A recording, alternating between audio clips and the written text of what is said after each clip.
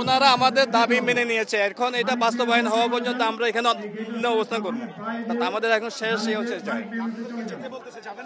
তা আমরা এখন যাব না, আমরা এখানে এটা বাস্তবায়ন হওয়া পর্যন্ত রাজনৈতিক দলগুলো আসি, এটা সিগনেচার দিয়ে বাস্তবায়ন হওয়া পর্যন্ত আমরা এখানে অবস্থান করবো। না না, আমরা থাকবো।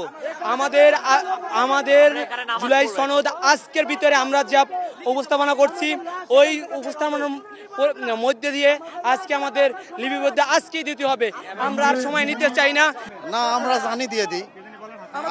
আমাদের প্রথমবার মারছে পিছনে, এবার মারুক বুকে। আমরা দিতে রাজি আছি।